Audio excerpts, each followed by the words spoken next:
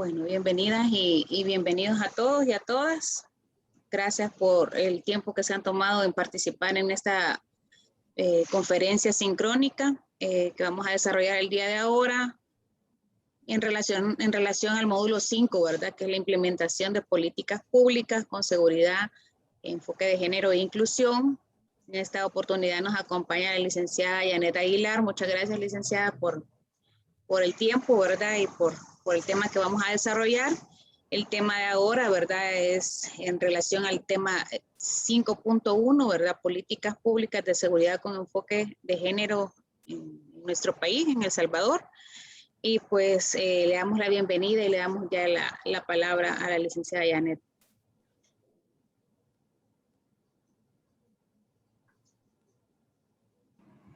Bueno, muchas gracias, Nancy, y obviamente al equipo de Olmusa y todas las organizaciones también que han hecho posible estas actividades y obviamente el proceso formativo en el que están participando. Agradecerles el esfuerzo a las y los participantes que se han sumado este día. Sabemos que están con muchas actividades laborales, pero han podido destinar el tiempo suficiente, así que agradecerles. Como ya señalaba Nancy, esta mañana pues vamos a desarrollar el tema número 1. Voy a compartir pantalla, me avisan.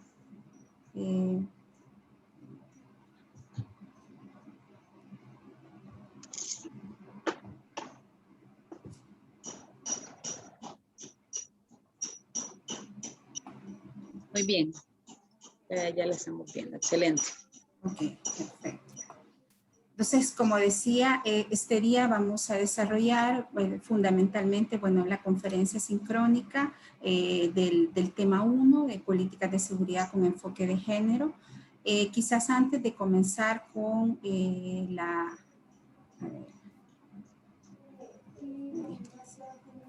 a ver, no me deja pasar.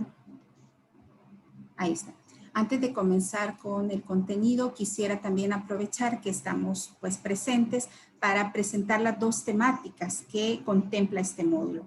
Por un lado, como saben, se van a abordar dos grandes temas que han estado relacionados ya con el módulo 2 también, género en las políticas de seguridad.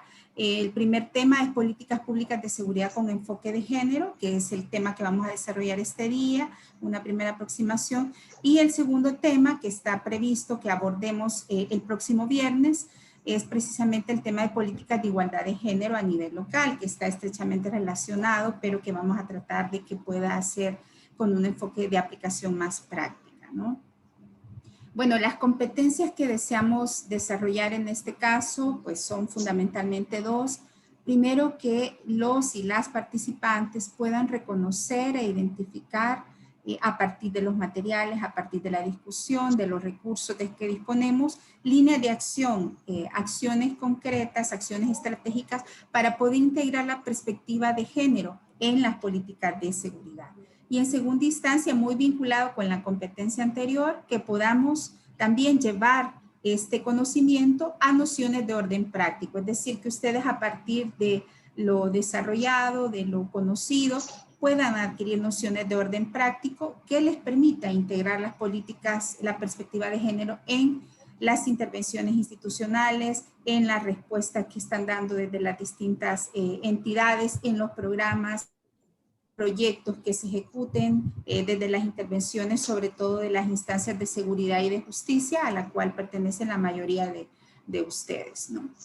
Entonces, como ya introducía Nancy, este día, vamos a abordar el tema políticas públicas con enfoque de género y concretamente al contexto propiamente salvadoreño, aunque obviamente vamos a tomar nociones de un desarrollo, digamos, teórico que se ha hecho en otros países. Hay que decirlo, en El Salvador hay muy poco avance en materia de análisis de seguridad ciudadana con enfoque de género. No ha habido mucha elaboración teórica ni tampoco análisis más allá de algunas contribuciones de las organizaciones de mujeres. A diferencia de otros países, no ha, digamos, se ha desarrollado mucho el análisis, el desarrollo teórico de este tema. Sin embargo, vamos a hacer algunas primeras aproximaciones. Bueno, la agenda del tema 1 Como saben, incluye esta primera conferencia sincrónica sobre políticas de seguridad de género, que durará más o menos unos 45 minutos, 50 minutos. Luego tendremos un espacio para preguntas y discusión alrededor del tema expuesto, y también vamos a dejar un espacio para aclarar dudas en relación a las tareas, sobre todo la tarea correspondiente al tema 1, ¿no? Que como ya han visto se trata de formular una serie de líneas de acción en distintas áreas de los subsistemas de seguridad y de justicia. Este tema comprende también otras actividades, algunas de las cuales son formativas, no tienen ponderación, y otras sí se le ha asignado una ponderación en términos de la nota, ¿no?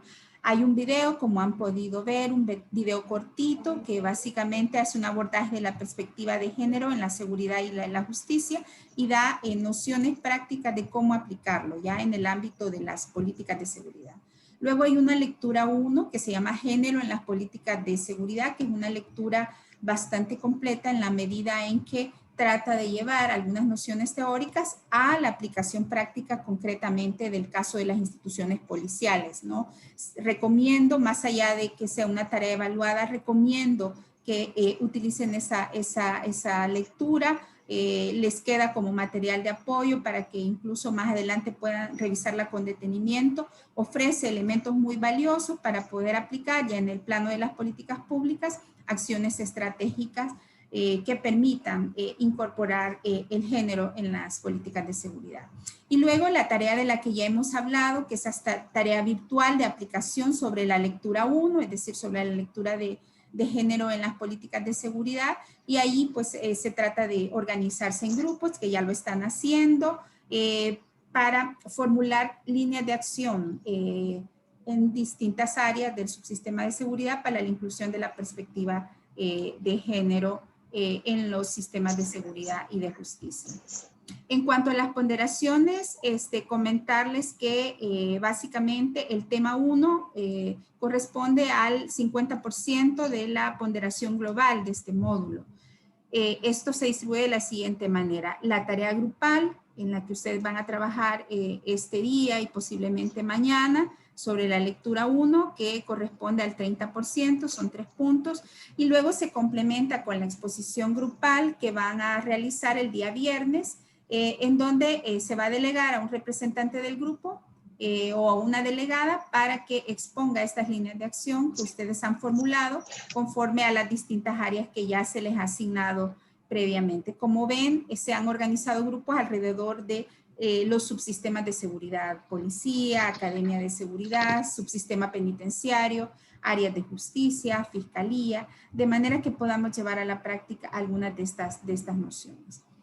Bueno, dicho esto, y bueno, vamos a tener también chance al final de poder aclarar cualquier duda en relación a la ponderación o a las actividades evaluadas, comenzaríamos entonces la conferencia de esta mañana. Bueno, en primera instancia debemos señalar que en El Salvador han habido avances importantes en el reconocimiento de los derechos de las mujeres, sobre todo vinculados a los compromisos internacionales que el Estado salvadoreño ha adquirido en esta materia desde hace muchos años. Debo decir, por ejemplo, el Código de Familia, ¿verdad? Se adoptó en el año 1995, si recordemos que fue un código en ese momento de avanzada, en un momento en donde el país no tenía un amplio desarrollo normativo. Sin embargo, digamos, sentó las bases para la incorporación de la perspectiva de género, aunque con un enfoque de familia, pero bueno, ya se incluía, digamos, algunas perspectivas a favor de los derechos de las mujeres. De igual manera, en ese mismo periodo se aprueba la primera ley contra la violencia intrafamiliar, que también fue un importante precedente. Asimismo, pues ustedes saben que El Salvador es signatario de importantes convenciones internacionales en materia de igualdad de género, de violencia contra las mujeres, como la Convención de Belén do Pará, la CEDAW, de la cual pues ha sido suscriptor. Y bueno, a partir de aquella época hemos venido desarrollando subsistemas, digamos, de protección de los derechos de las mujeres, que ha pasado por crear un ente rector como es el ISDEMU, formular políticas que permitan favorecer la igualdad de género, proteger los derechos de las mujeres, sobre todo contra las distintas formas de violencia. Y a partir de ahí, bueno, se ha venido con, digamos, avances y algunos retrocesos en ciertos periodos, intentando articular redes de trabajo, coordinaciones interinstitucionales. Entonces, no podemos decir que El Salvador, digamos, no ha avanzado en el plano formal. Hay avances que son, podríamos decir, significativos a nivel institucional, a nivel normativo. Sin embargo, los avances en materia de atención de la violencia de género todavía resultan ser insuficientes. Como sabemos, pese a todo este desarrollo normativo, institucional, persisten brechas significativas en términos de los derechos de las mujeres, y también en algunos momentos debemos de decir, me parece como ahora, riesgos de retrocesos. Retrocesos en la medida en que ha habido un camino avanzado en materia de institucionalidad, que pareciera ser que al menos en estos primeros 2 años de la nueva gestión no parece ser una apuesta significativa del actual gobierno. Entonces también hay preocupación de todos estos avances pueden también estar en peligro. Bueno, sin embargo, como ya decíamos, a pesar de estos avances, en El Salvador sigue existiendo una alta prevalencia de violencia en contra de las mujeres, de violencia de género, violencias tanto simbólicas como violencias extremas y violencias cotidianas, ¿no? Como el feminicidio, pero también la violencia doméstica, la violencia intrafamiliar, la violencia sexual, aunque el único parámetro que tenemos en este caso son muchas veces las denuncias en entidades oficiales y en organizaciones de mujeres. Sabemos que este es un subregistro, ¿verdad? De acuerdo a la encuesta de Digestic, solo alrededor del 6% de los hechos de violencia contra la mujer son denunciados en instancias oficiales. Entonces, en este contexto, digamos que los indicadores que tenemos son un parámetro, pero parámetros que asustan. Solo para señalar, en el caso de la violencia sexual, en los últimos años, las entidades como la Fiscalía y la Policía han recibido promedios de alrededor de 5.000, 6.000 denuncias al año de, por ejemplo, delitos contra la libertad sexual. Estos, como saben, van dirigidos principalmente contra niñas y mujeres, el 80-90%, y de estos, alrededor de 3 de cada 4 víctimas son menores de edad, son niñas y adolescentes menores de edad. Entonces, digamos, hemos avanzado, pero en la práctica El Salvador sigue siendo un país altamente inseguro para las mujeres.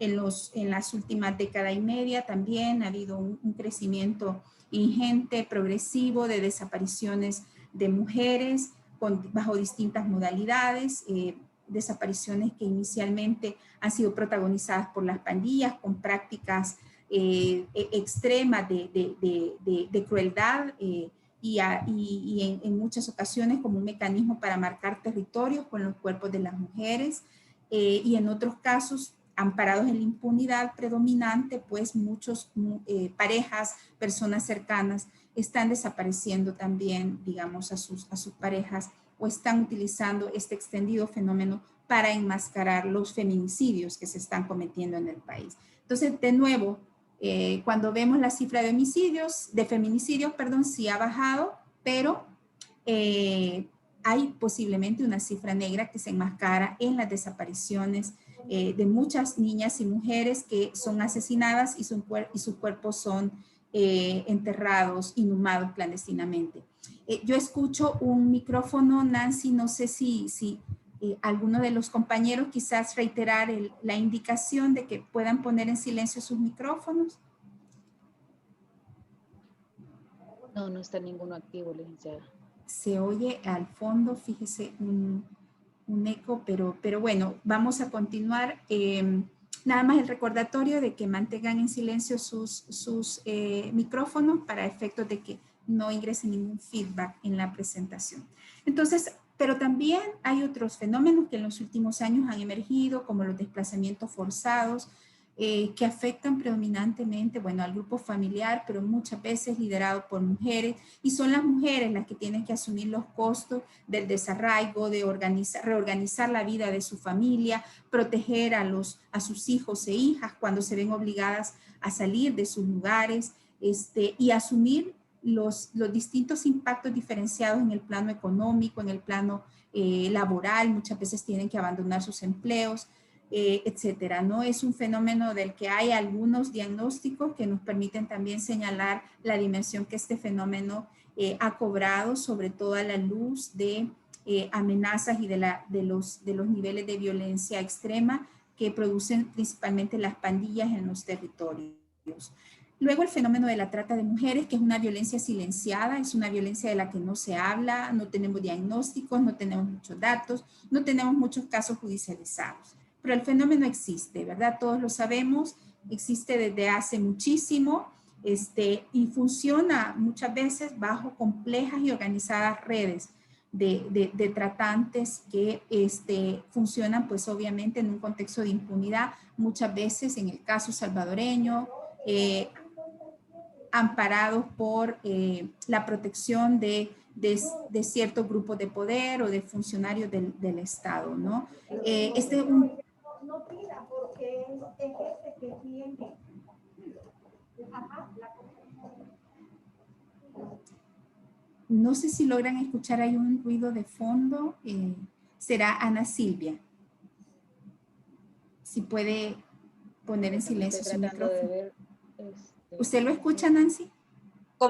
Compartirle el link que la compañera Ana Silvia está colocando que no escucha, pero creo que es un problema, no sé si de su internet o de su bocina, compañera, porque sí se está escuchando la exposición de la licenciada, para que pueda verificar ahí porque sí se escucha.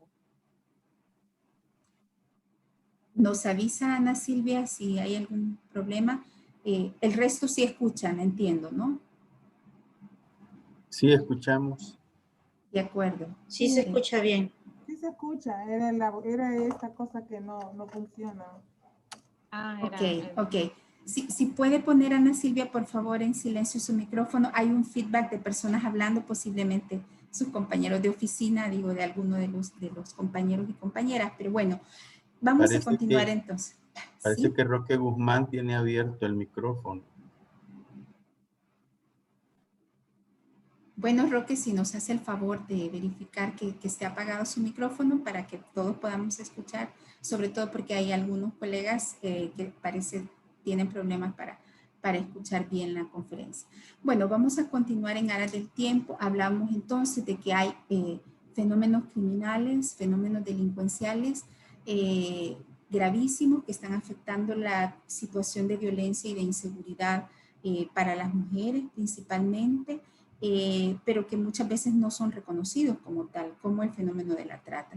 Y luego tenemos el fenómeno, bueno, de la violencia armada, que sabemos que se expresa en distintas expresiones que terminan a veces materializándose en hechos delictivos como abusos sexuales, ¿verdad? En donde media un arma de fuego, extorsiones, amenazas, lesiones, muchas de las cuales son producidas por armas de fuego, principalmente armas ligeras y livianas, ¿no? Este es un fenómeno que nuevamente el tema de las armas se ve como un fenómeno masculinizado, pero cuando nos aproximamos a las cifras vemos que hay un elevado impacto, incluso en las personas lesionadas, ¿verdad? Que atiende el sistema de salud pública. Entonces es importante también visibilizarlo y la necesidad de una atención diferencial, de políticas diferenciales para el abordaje de la violencia armada que afecta diferencialmente a hombres y mujeres. Y luego un elemento que tiene sin duda una dimensión simbólica, pero que genera elevados impactos en el bienestar físico, en la salud mental, en las posibilidades de desarrollo, incluso en la vida misma de las niñas y mujeres, que es la utilización de las mujeres como arma de guerra, del cuerpo de las mujeres como un instrumento para marcar territorios, que lo hemos venido adelantando, lo hemos venido advirtiendo desde el mediados de la década pasada, sobre todo ejecutado o protagonizado por las pandillas, ¿no? Las niñas y las mujeres, por ejemplo, de una comunidad controlada por una facción de la pandilla, no pueden moverse a otro territorio, no pueden tener un novio o una pareja de otra comunidad, o incluso muchas veces no pueden hablar con muchachos de otro territorio porque son catalogadas como traidoras, ¿no? Y eso muchas veces se traduce posteriormente en venganzas que pasan por violaciones masivas de niñas y mujeres, sobre todo niñas y adolescentes en esos territorios controlados por las pandillas, pero también feminicidios y desapariciones, ¿verdad? Hay evidencia de que a nivel simbólico las pandillas están utilizando los cuerpos de las mujeres para marcar esos territorios, para imponer su dominio a través del terror y de esta forma de violencia extrema. Entonces, de nuevo, ¿verdad? Hay un contexto de mucha inseguridad, de mucha violencia.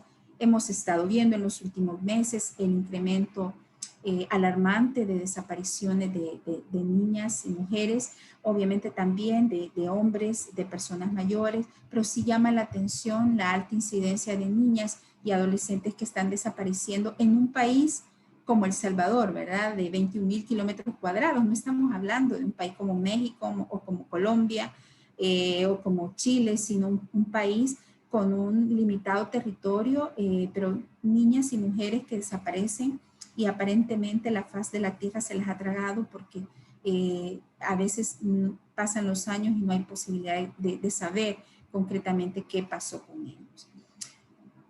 Esto deriva sin duda en distintos impactos, ¿no? La violencia sexual, la violencia feminicida, las amenazas, la violencia física. Por un lado, son impactos que sin duda afectan directamente la vida de las niñas y de las mujeres, pero que afectan a la sociedad en su conjunto. Y vemos cómo estos impactos, por ejemplo, en el caso de la violencia, se traduce en un menor acceso, posibilidades de menor acceso de las niñas y adolescentes a la educación en contextos inseguros. Muchas niñas en el país han abandonado la escuela, ya no pueden ir al instituto a cursar el bachillerato, porque supone moverse a un territorio de una pandilla distinta donde corren otros riesgos. Esto también, por ejemplo, influye en menores niveles de rendimiento educativo. Hemos sabido cómo muchas escuelas han estado siendo cooptadas por grupos de pandillas que toman control de las escuelas y ejercen una violencia discrecional por encima de las propias autoridades educativas. Entonces, estos, de nuevo, ¿verdad? No tenemos diagnósticos que nos permitan hablar de esa dimensión, pero tenemos una serie de información de carácter anecdótica que evidencia el impacto que esto está generando en la vida, en este caso en las posibilidades de educación, de desarrollo profesional, educativo de las niñas y mujeres. También elevados impactos en la salud física que se ve claramente afectada, pero también a nivel psicológico, a nivel psicosocial, hay traumas que permanecen luego de estas violencias extremas y que marcan la vida de las mujeres. Y por supuesto, importante hablar de estos impactos diferenciados en la salud sexual reproductiva, ¿no? Que en este caso puede incluso derivar en un embarazo no deseado, producto de una violación o el deterioro de su salud sexual reproductiva a partir del contagio de enfermedades de transmisión sexual. Es decir, son impactos que, digamos, el Estado desde el abordaje, desde la respuesta institucional debe diferenciar y que pueden marcar diferencia en relación a la violencia que afecta a los hombres. También oportunidades de empleo. Sabemos que la violencia de género afecta las posibilidades de las mujeres de continuar proyectos de vida, de desarrollarse laboralmente. Se ven afectadas en términos del año de vida laborales activos. Por ejemplo, una mujer con una lesión o una niña que resulta embarazada, una adolescente o una jovencita, digamos, que ya trabaja y resulta embarazada, tiene que dejar su empleo. Entonces, son impactos que marcan negativamente la vida de las mujeres y que van mermando sus posibilidades de inclusión en la sociedad y de igualdad.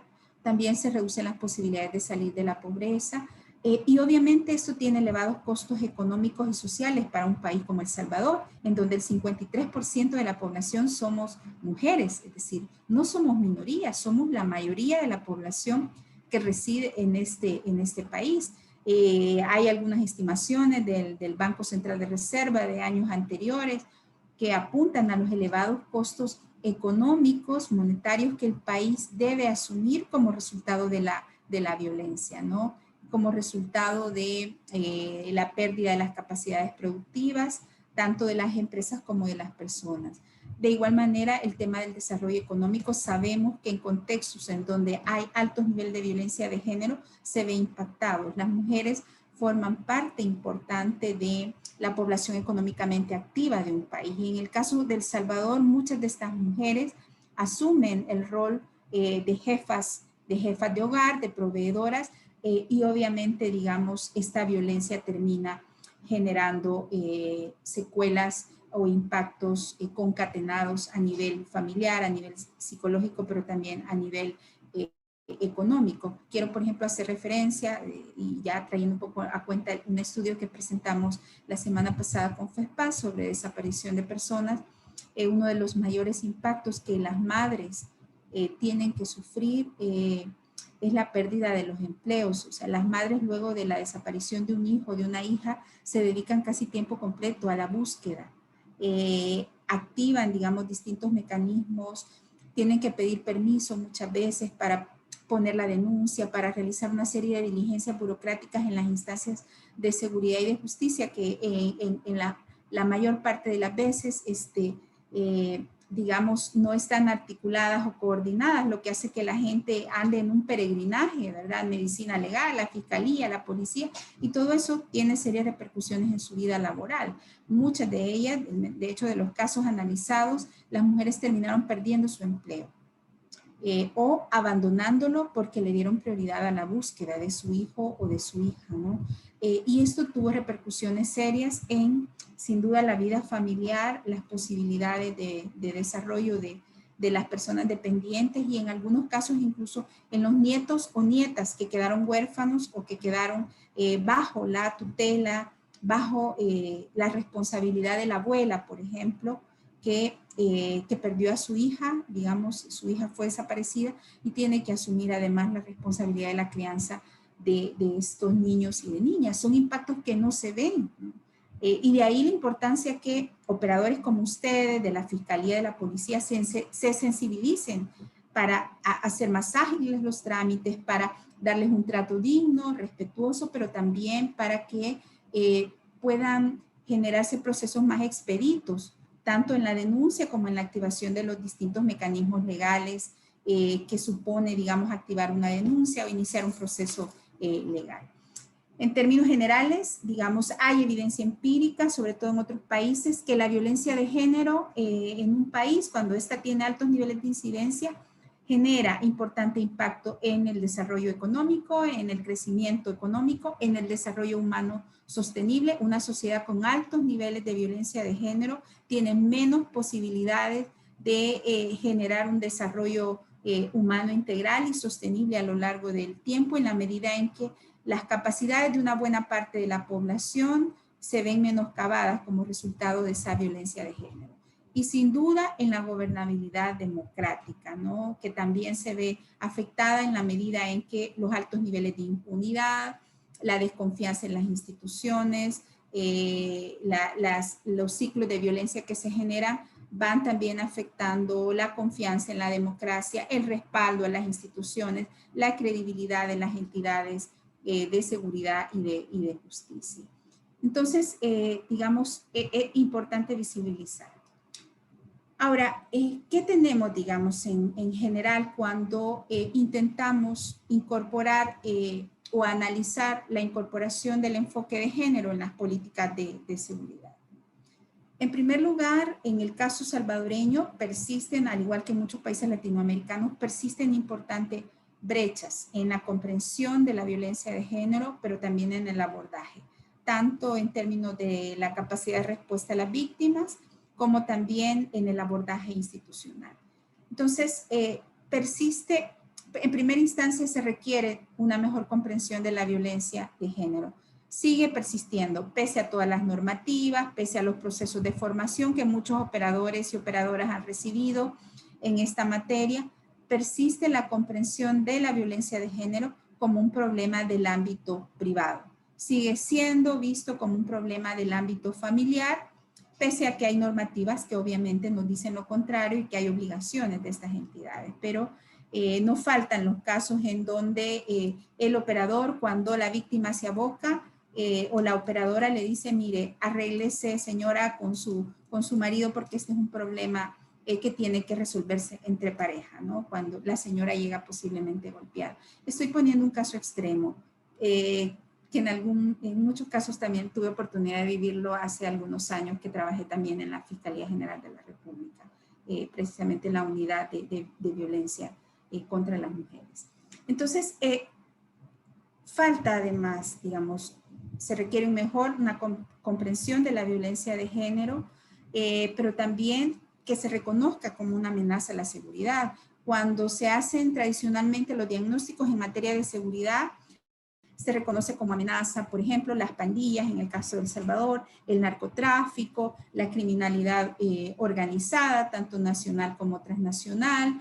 Se reconoce, por ejemplo, la violencia contra el patrimonio, la extorsión, etcétera, ¿no? Pero no hay un reconocimiento hasta ahora en el país, ni a nivel de narrativa de los funcionarios, ni a nivel de políticas, de la violencia de género como una verdadera amenaza a la seguridad, ¿no? Y en este caso a la seguridad humana, a la seguridad ciudadana, es decir, de las mujeres, pero también de la sociedad en su conjunto. Falta comprensión y reconocimiento de las necesidades particulares de seguridad de las mujeres, ¿no? Hasta ahora se siguen formulando políticas generales para hombres y para mujeres.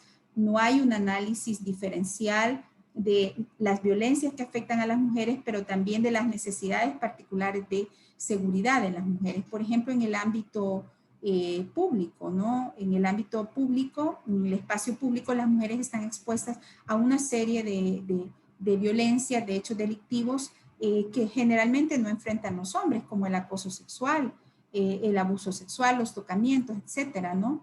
Entonces, la necesidad de que se, digamos, aborde desde el reconocimiento de esas necesidades. La vivencia de seguridad de las mujeres es diferente a la de los hombres. Y de igual manera, el sentimiento de inseguridad de las mujeres, que es una construcción más subjetiva, también es diferencialmente distinta a la que pueden marcar los hombres. Persisten estereotipos de género a la hora, digamos, de abordar, ¿no? La violencia de género, incluso no solo en las personas, sino en las leyes, en los operadores y en las instituciones. De nuevo, por ejemplo, cuando muchas mujeres se abocan a estas instancias, muchos operadores siguen culpabilizándola o haciendo manejos que indican que la víctima fue la responsable posiblemente de esa agresión. Y esto tiene que ver con los estereotipos de género que persisten a la hora de, digamos, abordar, ¿no? Se ignoran, como ya decíamos, las necesidades particulares de la mujer, no hay criterios diferenciadores y capacidad de respuesta conforme a las prioridades de los grupos. Por ejemplo, se abordan líneas de trabajo en materia de seguridad, indistintamente de si se trata de personas jóvenes o personas mayores. Se formulan estrategias indistintamente conforme a las necesidades y particularidades de la población. No es lo mismo la violencia que puede enfrentar una mujer joven o una niña, un adolescente, a la que puede enfrentar una mujer adulta mayor. De igual manera, los riesgos y las vulnerabilidades, por ejemplo, de las mujeres urbanas respecto a las mujeres rurales o de la población LGTBIQ, es decir, no se ha avanzado en la incorporación de estos criterios diferenciadores y en la capacidad de respuesta conforme a las prioridades de cada grupo. Los diagnósticos se hacen generalizados y de igual manera se formulan políticas generalistas para los distintos grupos de la población indistintamente de sus necesidades.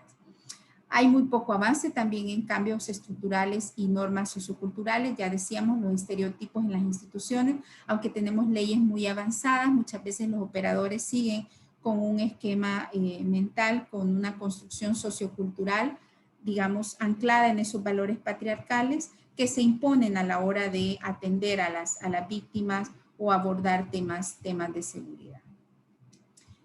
Entonces, ¿qué requiere, digamos, la perspectiva del género en el caso de los enfoques de seguridad, ¿no? En primer lugar, parte del principio de que la población no es un grupo homogéneo, de que en este caso la población salvadoreña son distintos subgrupos con distintas necesidades que reúnen una gran diversidad de necesidades, de intereses, ¿no? Muchas veces estas brechas están asociadas a su propia condición social, bueno, obviamente a su característica de género, pero también a su condición, por ejemplo, socioeconómica. No son las mismas las necesidades de seguridad de una adolescente, de una mujer, por ejemplo, de clase media alta a una jovencita, por ejemplo, que vive en una zona marginal controlada por pandillas. Entonces, importante, digamos, incorporarlo.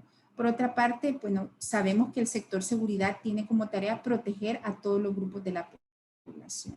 En ese sentido, hay un mandato constitucional de garantizar esos derechos fundamentales, la seguridad, la vida, la integridad de todos los grupos de la población. Y en ese sentido es fundamental que se tengan en cuenta la perspectiva de género.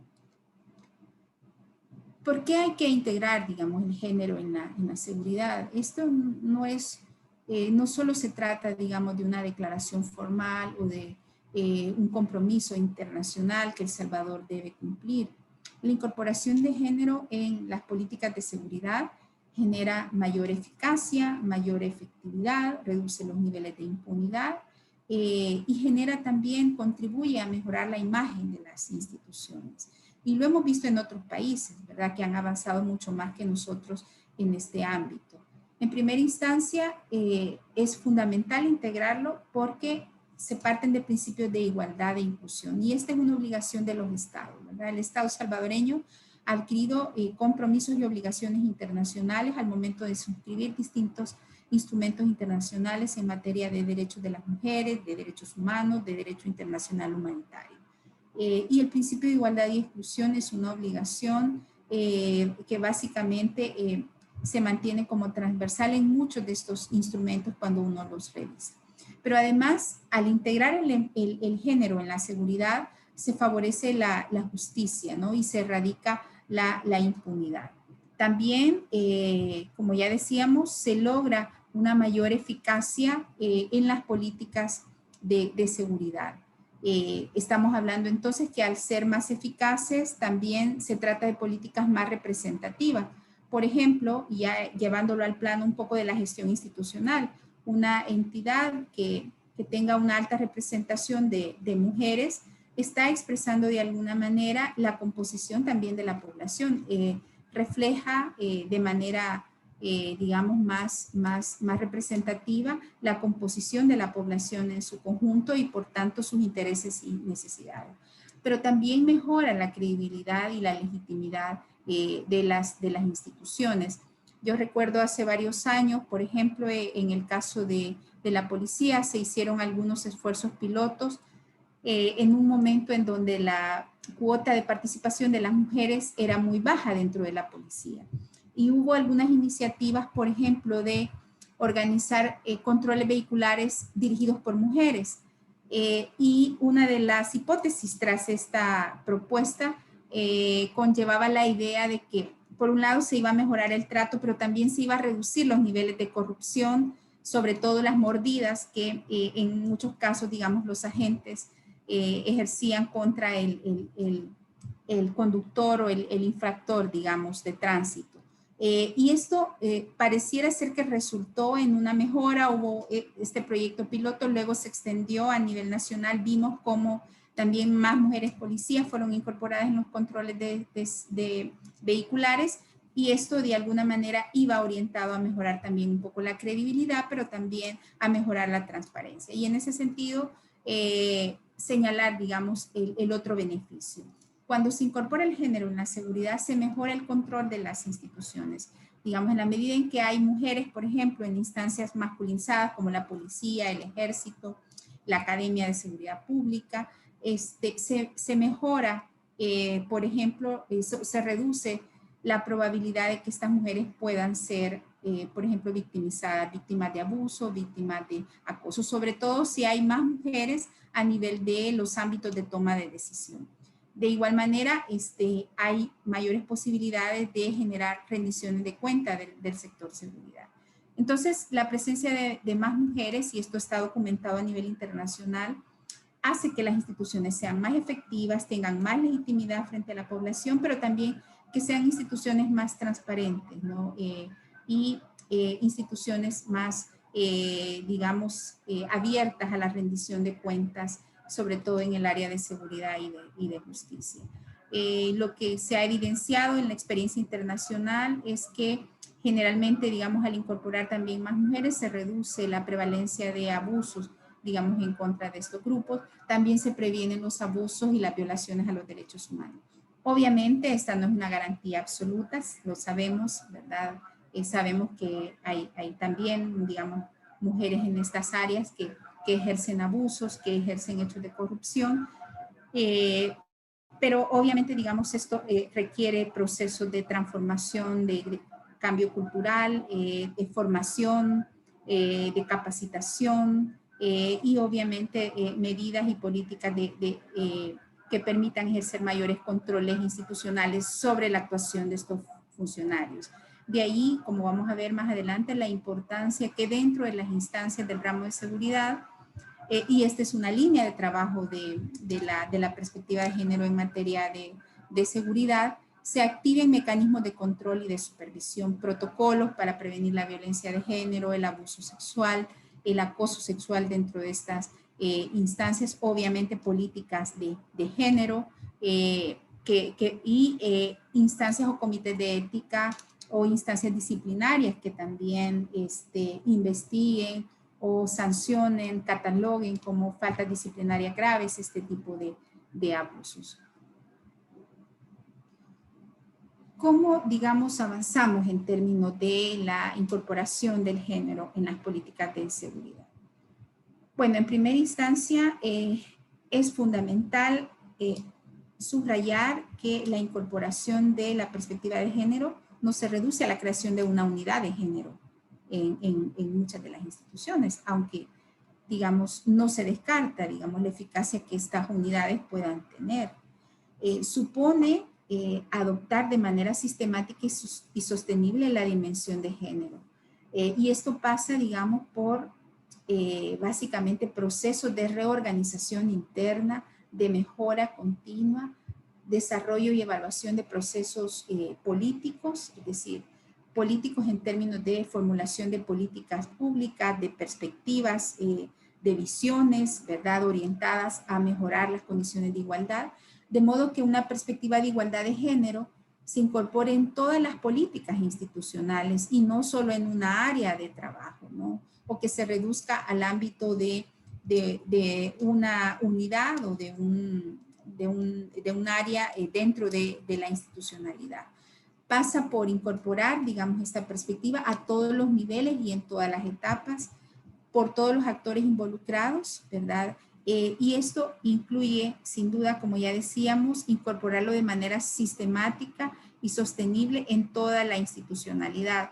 Pasa por afectar procesos institucionales, pasa por crear instrumentos implicados en la elaboración y aplicación de estas políticas, pasa por incorporar esa perspectiva en todo el ciclo de la política pública, desde el momento en que se hace el diagnóstico, incorporar las necesidades de las mujeres en particular, y obviamente también las de los hombres, para poder formular, digamos, procesos que sean transversales.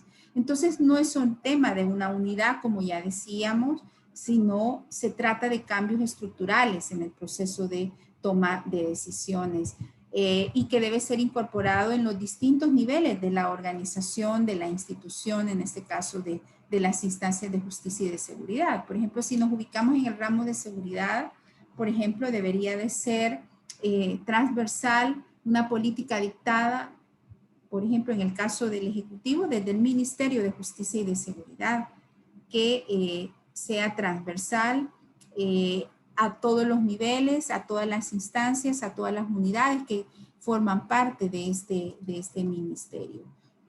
Pero además supone incorporarlo desde una perspectiva integral y holística, como ya decía. Que, bueno, supone, ¿verdad?, esta transversalización del género en la política de seguridad. En primer lugar, no, como ya decíamos, no se trata de una unidad, pero tampoco son procesos compartimentados. Muchas veces se trabaja, por ejemplo, el tema de la formación, pero no hay un cambio en la estructura. O se trabaja el tema de la estructura, pero no hay presupuesto. O se trabaja el tema, digamos, de la visión política. Hay gente que llega con una visión de incorporar esta perspectiva, pero no se llevan a cabo cambios en la cultura organizacional. Entonces, estamos hablando de procesos interrelacionados, interdependientes, que deben darse a nivel de toda la organización. Pasa por un lado por un marco político. Cuando digo marco político no hablo de digamos, compromiso o lineamiento partidario, político partidario, sino de una visión, de una perspectiva política, en este caso pro igualdad de los géneros, es decir, de una visión que permee las políticas, los lineamientos, la cultura institucional. Y esto obviamente supone una voluntad política, ¿no? Es decir, que hayan funcionarios, funcionarias con ganas, comprometidas con la incorporación de esta perspectiva en la dinámica de seguridad. Pero además supone promover una cultura organizacional que promueva la igualdad, ¿no? Y quizás es una de las partes más difíciles. A veces se tienen los recursos, se tiene el compromiso de altos funcionarios, se tiene a veces la formación, pero eso no logra, digamos, cambiar los estereotipos de género o producir ese cambio cultural a nivel de las organizaciones, que es fundamental. Cito, por ejemplo, el caso de la política de género que adoptó la policía en el año 2010-2011, que es una política bastante completa y que me consta que se derivó de un compromiso, de una visión política en ese momento, política institucional, del que era el director en ese momento, de Carlos Asensio, que estaba comprometido con estos procesos. Y se dictaron una serie de lineamientos, directrices, se adoptó una política de género, se invirtieron recursos, pero no hubo un cambio a nivel de toda la organización. Es decir, esta visión, más allá de algunos funcionarios y funcionarias comprometidos, no permeó a toda la organización, sobre todo una organización como la policía, que es una organización masculinizada, predominantemente conformada por hombres, pero además, digamos, por hombres en donde predomina un enfoque más patriarcal, ¿no? En muchos casos. Entonces, se llevó a cabo una propuesta formativa, se capacitó a un alto porcentaje de miembros de la corporación, pero se tradujo en el cambio cultural, y yo diría que no, ¿verdad? Y no, por ejemplo, ha sido alarmante el número de abusos sexuales conocidos desde esos años, sobre todo a partir del aumento de la cuota de participación de mujeres al interior de la policía, ¿no? Muchos de los cuales han salido a luz, otros no, pero que hemos conocido y que permanecen en la impunidad. Entonces, de nuevo, ¿no? Puede ser contraproducente si se avanza en una línea, pero no se trata de procesos interrelacionados que pasan por una visión de permear todos los procesos, las políticas, los actores, las actrices, los recursos, la gestión, ¿verdad? Y obviamente el cambio cultural. Transversalizar, digamos, el género en las políticas de seguridad implica dos dimensiones que son complementarias y sin los cuales no se puede materializar esa mirada, esa perspectiva. Por un lado, a nivel externo, es decir, cómo se articula la capacidad de respuesta del Estado para prevenir y atender la violencia en contra de las mujeres. Es decir, básicamente la atención de víctimas, las políticas de prevención, las políticas de atención, de acompañamiento, la judicialización de los casos, en aquellos casos en donde son constitutivas de delitos, ¿verdad? En esto, digamos que el país ha avanzado en alguna medida. Pero también una dimensión que es complementaria es a lo interno de las instituciones. Es decir, no podemos, por ejemplo, estar avanzando con políticas o implementando procesos hacia afuera o en la relación con el público o atendiendo a las víctimas cuando dentro de nuestras instituciones, por ejemplo, se está ejerciendo violencia doméstica o se está ejerciendo violencia de género o hay acoso sexual. Entonces, sin duda, ¿no? Implementar esta perspectiva pasa por incorporar de manera articulada e interdependiente estas dos dimensiones. Incorporarlo de manera integral en las instituciones de seguridad a nivel de gestión, de planificación, de recursos, de formación, de políticas, de herramientas jurídicas, es decir, como ya decíamos, que permee toda la organización. Bueno, hay serios desafíos en el caso de la violencia de género a nivel externo, ¿no? En el caso de El Salvador, y esto un poco retomando un poco las recomendaciones que se plantearon en el módulo 2, ¿no? Algunos de los desafíos que evaluábamos a nivel externo, es decir, a nivel de la atención de víctimas. Primero, reducir la impunidad en estos delitos. O sea, lo que encontramos y los datos muestran es que hay una baja tasa de esclarecimiento de los delitos en contra de las mujeres.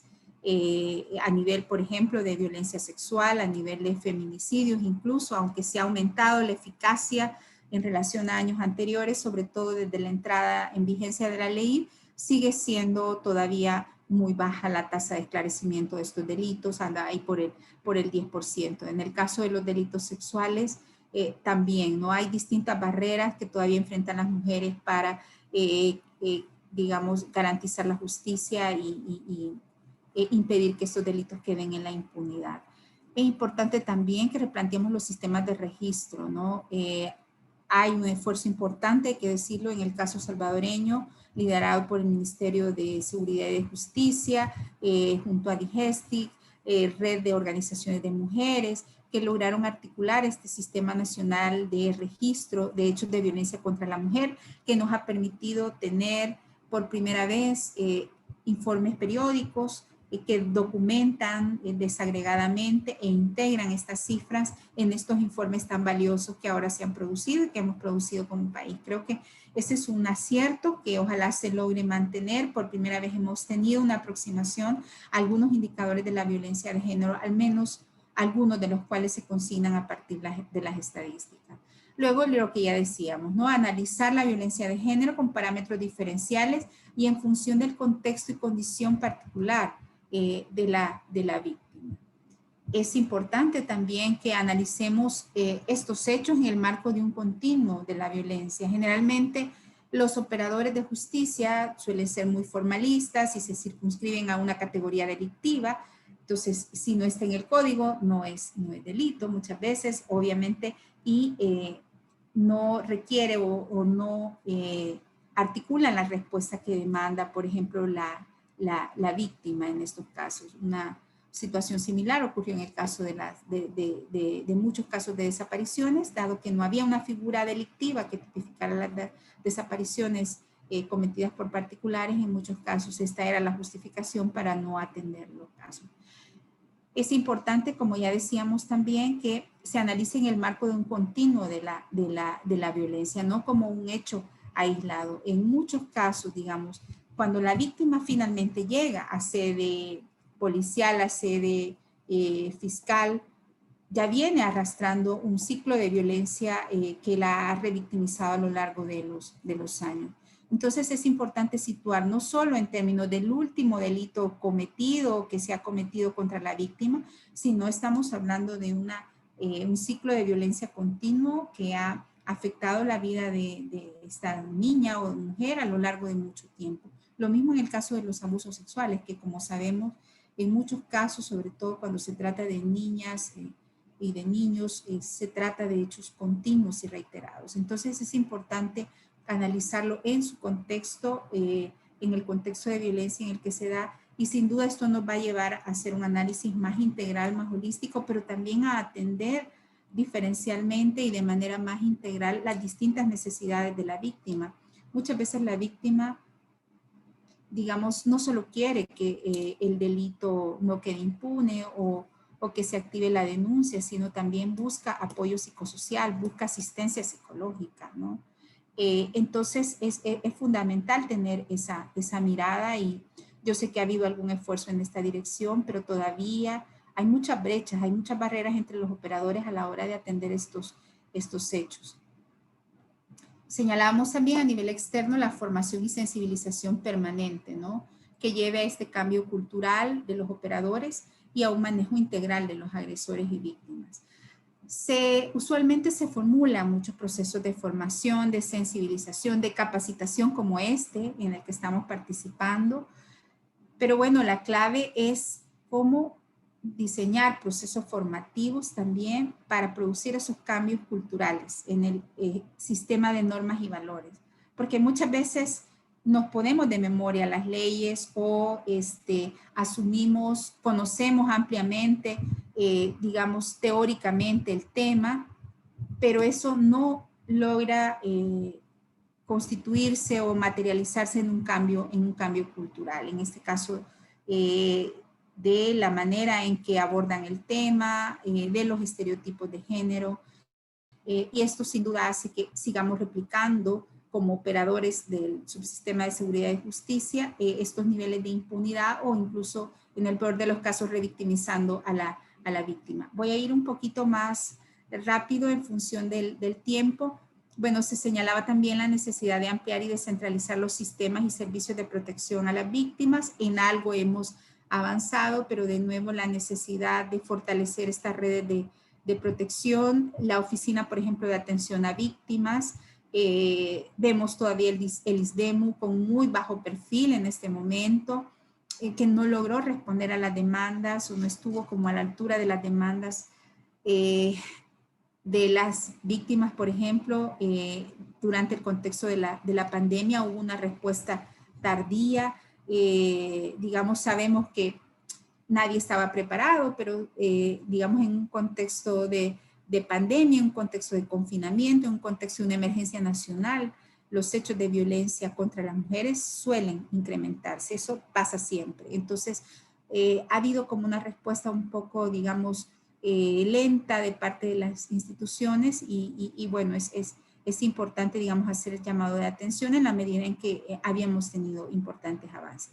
Es sin duda importante también elevar el nivel de conciencia pública sobre la población, en los distintos grupos de la población sobre el tema de la violencia de género, y en esa línea pues también desde el ámbito de la prevención trabajar o formular en campañas focalizadas de sensibilización hacia distintos grupos de la población, pero también de información sobre los mecanismos de protección entre las mujeres. Hay muchas mujeres de las áreas rurales, de sectores marginales o incluso de áreas urbanas que no tienen acceso a veces a información sobre los mecanismos a los cuales pueden acudir o las instancias que pueden activar cuando están frente a un hecho de violencia de género, de violencia proveniente de su pareja, y entonces hace falta de nuevo más campañas informativas, educativas, que orienten a la población sobre cómo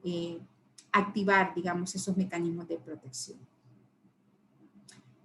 ¿Qué se requiere, digamos, para poder también abordar el tema de la seguridad en un enfoque de género? Bueno, la perspectiva de género coincide con estos nuevos paradigmas de seguridad en términos de enfoques más integrales, más comprensivos versus enfoques represivos que suelen ser más limitados. A su vez, enfoques preventivos suelen incorporar de manera más visible la perspectiva de género. Estos nuevos paradigmas de seguridad también deberían estar enfocados en las necesidades particulares de las personas y los distintos grupos.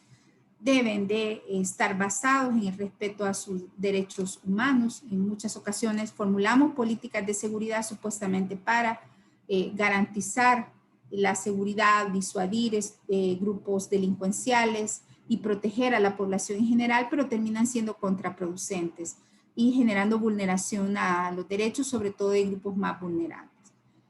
Es también, digamos, fundamental en este nuevo paradigma considerar la dimensión subjetiva de la seguridad. Usualmente todos los análisis, las políticas, las formulamos con base a esta dimensión más subjetiva que se reduce usualmente a los delitos y a los delitos que son denunciados o consignados por las instancias oficiales.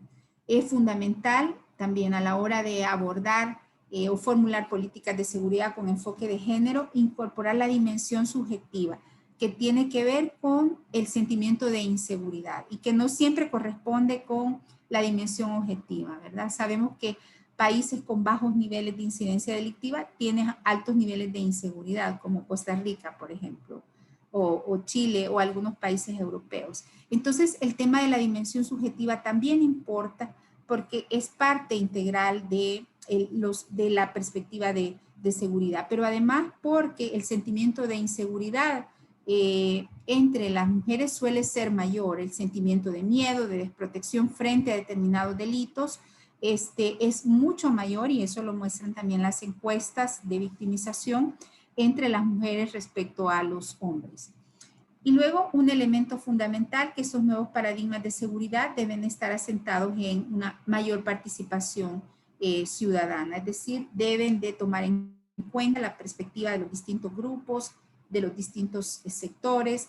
Las buenas prácticas en este ámbito muestran cómo, por ejemplo, policías, ministerios de justicia y seguridad han incorporado, por ejemplo, trabajo coordinado con las redes de organizaciones de derechos humanos o las redes de mujeres, de defensa de derechos de las mujeres, ¿no? Estas prácticas han permitido pues un intercambio de conocimiento, fortalecer esas capacidades, pero también incorporar perspectivas más inclusivas. Y finalmente, los nuevos paradigmas de seguridad no están basados en apreciaciones subjetivas de funcionarios, de a mí me parece que esto está pasando, sino basados en evidencia empírica, es decir, en diagnósticos, en estudios, en datos. Sobre la base de esta evidencia empírica se formulan pues estas políticas en función de los distintos grupos de la población. ¿Cuáles entonces deberían de ser, digamos, los desafíos a nivel interno, es decir, a nivel de las instituciones? Bueno, en primer lugar, hacer visible el problema, es decir, reconocer que tenemos un problema, por ejemplo, en las instituciones de enfoques patriarcales que están favoreciendo la exclusión, la menor participación de las mujeres, el menor involucramiento de las mujeres en los asuntos públicos. Reconocerlo e incorporarlo como prioridad, ¿no? en las políticas. Pero también adoptar políticas de género en las instituciones del ramo de seguridad, pues que favorezcan la equidad. Esto pasa también por adoptar legislaciones nacionales como marcos, bueno, legislaciones nacionales de género, pero también marcos institucionales, es decir, políticas de género, pero también reglamentos, instructivos y leyes a nivel de las instituciones. Supone también aumentar la participación de las mujeres en las instituciones de seguridad. Hemos venido viendo en el módulo 2 la importancia, por ejemplo, de aumentar la participación en estas entidades como la policía, como el ejército, incluso a nivel, por ejemplo, de funcionarios del sistema penitenciario, academia de seguridad. Sin embargo, como sabemos, la mera presencia de las mujeres no garantiza políticas igualitarias ni instituciones incluyentes. Importa la calidad, es decir, el número, pero también importa, la cantidad, pero también la calidad de esa participación. Es decir, que hayan más mujeres, pero también esas mujeres tengan condiciones que les permita desempeñarse bajo condiciones de respeto y de igualdad en estas instancias. Y de nuevo cito el ejemplo quizás más lamentable del caso de la policía, aunque no es generalizable, pero sí vimos con mucha preocupación que se incrementa la participación de mujeres, prácticamente se duplica desde los años 90, del 5% al cerca del 10, 12% en años recientes, porque se abre una convocatoria que favorece la mayor participación de las mujeres, pero que dado que no se transversaliza esa política, que no se generan mecanismos de control, del comportamiento de los elementos.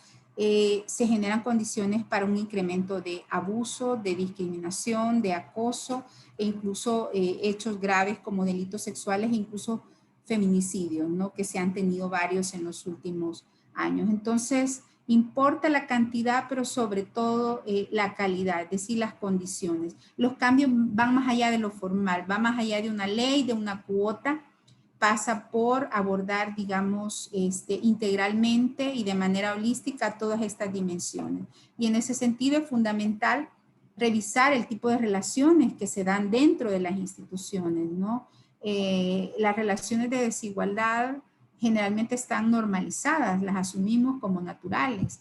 Entonces es importante que a la hora de incorporar esta perspectiva dentro de nuestras instituciones, revisemos qué tipo de relaciones se dan, si hay igualdad de oportunidades entre hombres y mujeres, si todos tienen la misma posibilidad de ascender a cargos en función obviamente también de su perfil profesional, si hay equidad en los salarios entre hombres y mujeres, si hay políticas de recursos humanos también que contemplen las necesidades diferenciales de las mujeres, todo el tema de la maternidad, el tema de lactancia, etcétera, el tema de uniformes, por ejemplo, para en periodo de maternidad, en el caso de instituciones como la policía o el ejército, ¿no? Ya para ir finalizando, y esto sin duda lo van a lograr desarrollar ustedes muchísimo más en la tarea, y esa es un poco la intención, es, bueno, cómo definir algunas líneas de acción a partir de este enfoque más transversal en las políticas de seguridad que favorece o que facilita la incorporación del enfoque de género. En primer lugar, es fundamental que si vamos a incorporar el enfoque de género en las políticas de seguridad, se cree una instancia coordinadora de alto nivel, ¿no? Que sea como la entidad, digamos, del más alto nivel a cargo de la implementación o la directriz de la política, es decir, algo así como un ente rector, digamos, de la política de género dentro de las instituciones. Y obviamente ahí se requiere que estén los titulares por un tema también de voluntad política, pero también para facilitar la toma de decisiones. Pasa por hacer un diagnóstico institucional, digamos, antes de formular líneas de trabajo, estrategias, hay que hacer el diagnóstico, lo que ya decíamos, el tipo de relaciones, la situación de los salarios, las políticas de recurso humano, el tema de la violencia de género dentro de las instituciones, es decir, conocer un poco en qué terreno estamos parados. Y luego, bueno, la elaboración de un plan de acción que en muchos casos implica elaborar un marco jurídico, reglamentos, directrices, creación de estructuras institucionales que logren operativizar esa política o esas directrices a distinto nivel, a nivel organizativo, medidas también para promover el acceso a las mujeres a las distintas áreas o ámbitos, incluyendo los ámbitos sin duda de toma de decisión. Pasa mucho en entidades como por ejemplo el ejército o la policía, que posiblemente ha aumentado la participación de las mujeres, pero sobre todo en los niveles básicos o a nivel, por ejemplo, del ejército de lo que podría ser soldadas, ¿no? No así de oficiales, tenientes, es decir, personas con rangos superiores. Entonces, es importante, digamos, que también desde esa mirada se formulen medidas para facilitar el acceso a las mujeres.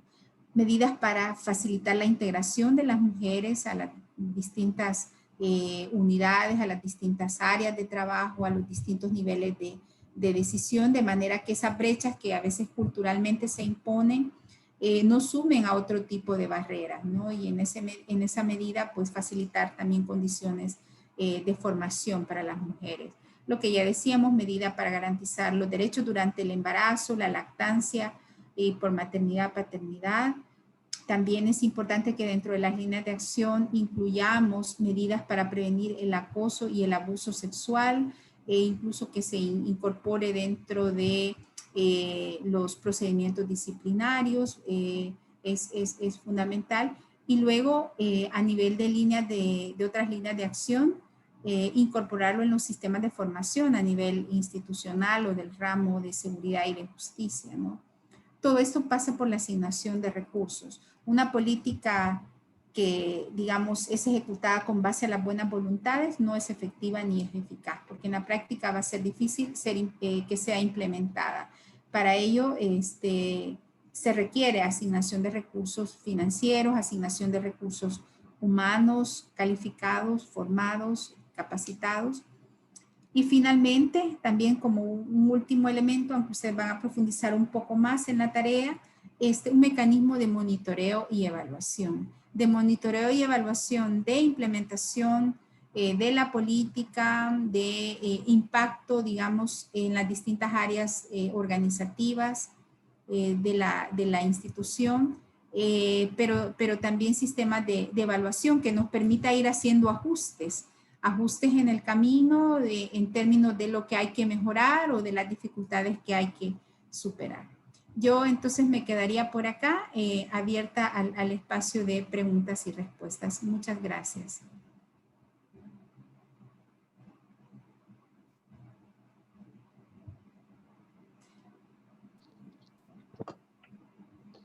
Bueno, aprovecho para decir que en el chat,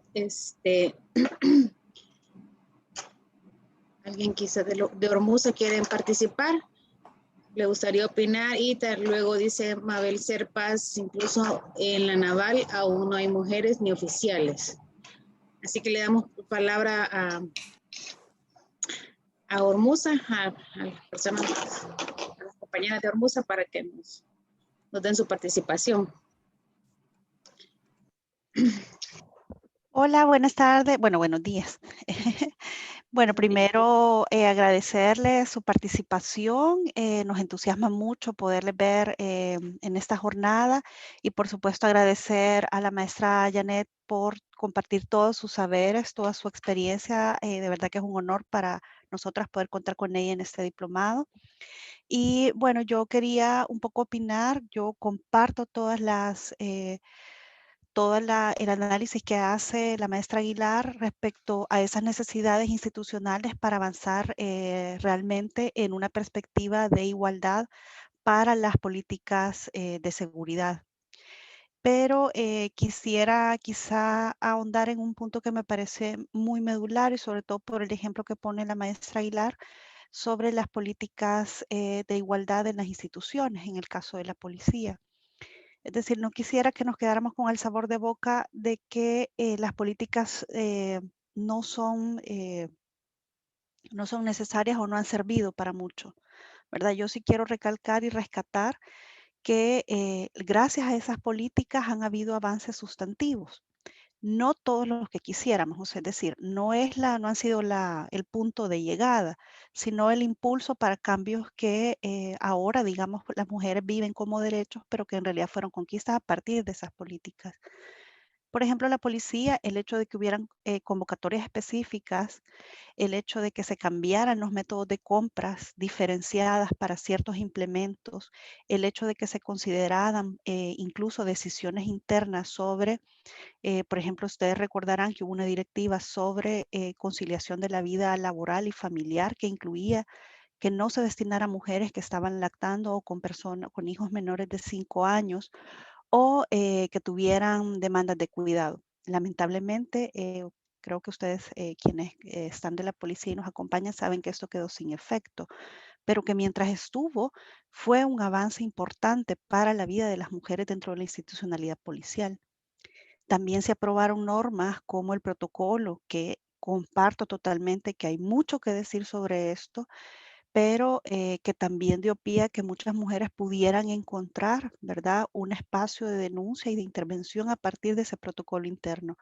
Es decir, las políticas no sirven para avanzar, pero comparto completamente con la maestra Aguilar que tienen que ser transversalizadas, pero no solo de manera formal.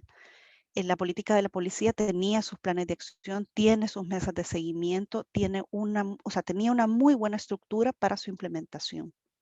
Pero al igual que en muchas instituciones, hay algo que olvidamos y es precisamente lo que les decía la maestra Aguilar, es atender a esos escenarios de percepción y de entender también dónde está a veces el poder real, donde la hegemonía masculina funciona.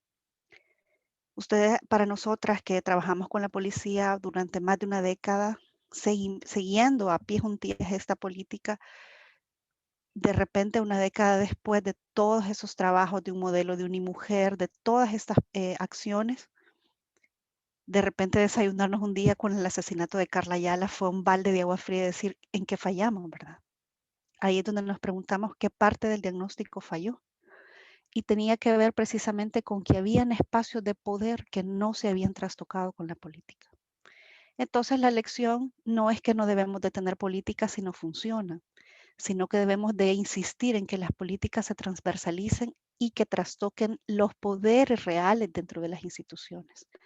Creo que hay muchos desafíos, los comparto completamente con los expuestos por la maestra Aguilar, y creo que la lucha es precisamente identificar institucionalmente dónde están esas debilidades para poder insistir con ellas y sobre todo avanzar en los espejismos de la igualdad, ¿verdad? A veces solo la participación numérica o el hecho de haber mujeres donde antes no existían, como en la Fuerza Armada, como comentaba alguien por ahí, puede hacernos pensar que ya alcanzamos la igualdad. Y no hay nada más peligroso que creer que lo hemos alcanzado cuando en realidad apenas estamos viendo la punta del iceberg de todas las desigualdades y discriminaciones. Les agradezco toda su participación y gracias.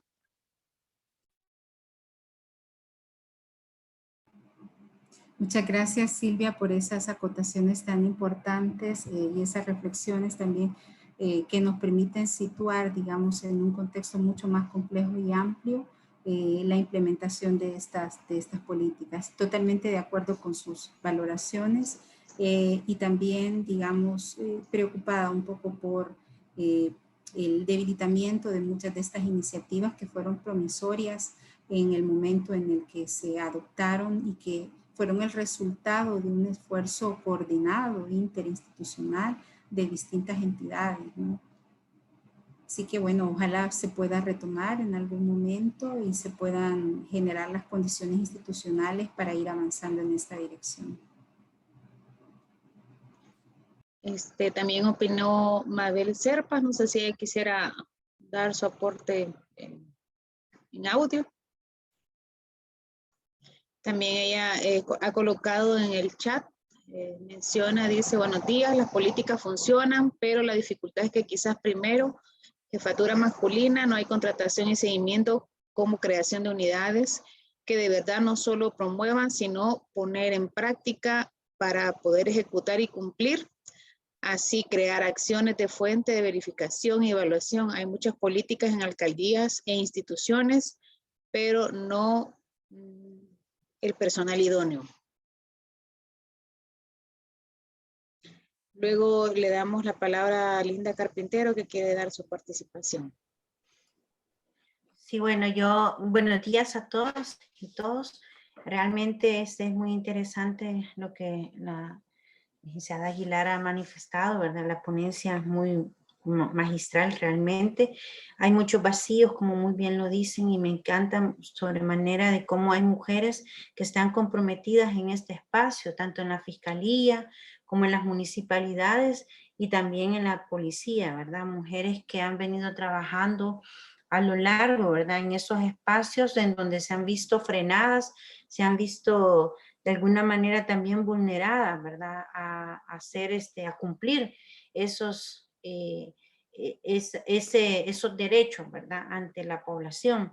Creo yo importante que tenemos una brecha grandísima que estar, que estar disminuyendo. Por ejemplo, por poner un caso, ¿verdad? En lo que decía, hay una organización, una cultura organizacional del Estado donde es un patriarcado, ¿verdad? Y no permite que muchas mujeres, incluso hombres que de alguna manera tratan de poder hacer cambios también a raíz de que son hombres que poco a poco se han ido sensibilizando, ¿verdad? En estos procesos tampoco es permitido es permitido que puedan generarse esos cambios, ¿verdad? Cuando ya se ven, empiezan a haber algunas modificaciones en el comportamiento, en algunas, por ejemplo, inclusión, ¿verdad? De las compañeras en los procesos de poder mejorar toda la estructura que hay en un espacio institucional,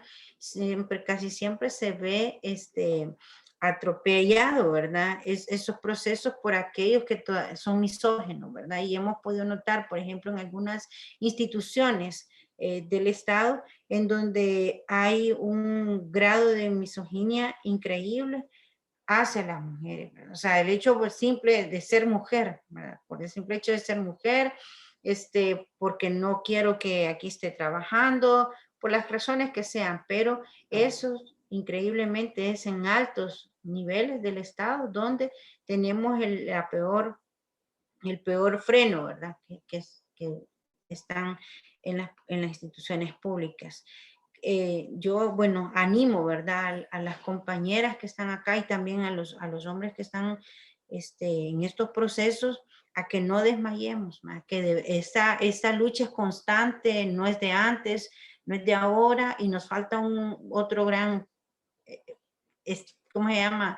Otro camino mucho más largo que recorrer, incluso así como está la situación ahorita, en donde decir estoy siendo violentada, en donde decir estamos siendo, hay ciertas cosas que están pasando, ¿verdad? El hecho que apuntaba hace un momento, ¿verdad? De las desapariciones que están habiendo en la comunidad, de las desapariciones que hay de mujeres que están comprometidas con estos procesos y que nadie se atreve a decirlo por la misma situación de inseguridad o porque pone su vida en peligro, ¿verdad? Entonces, en ese sentido, yo animarlas, ¿verdad? Y felicitaciones ahí a la licenciada Aguilar, ¿verdad? Muy, muy excelente, de verdad ha sido bastante bueno escucharla y saber de que hay gente comprometida, ¿verdad? En estos espacios que todavía tiene ese valor, ¿verdad? Tiene ese compromiso, ¿verdad? Por generar cambios a través de estos procesos.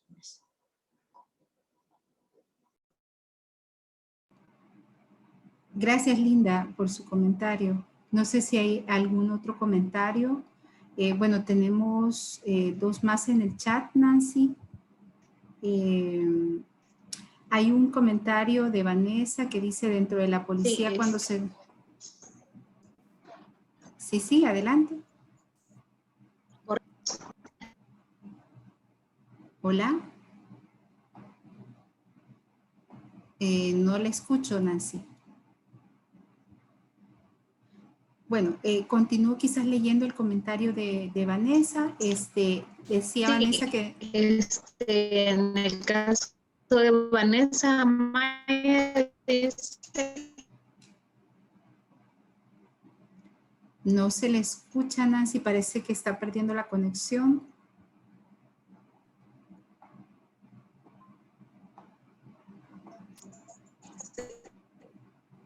muy bien.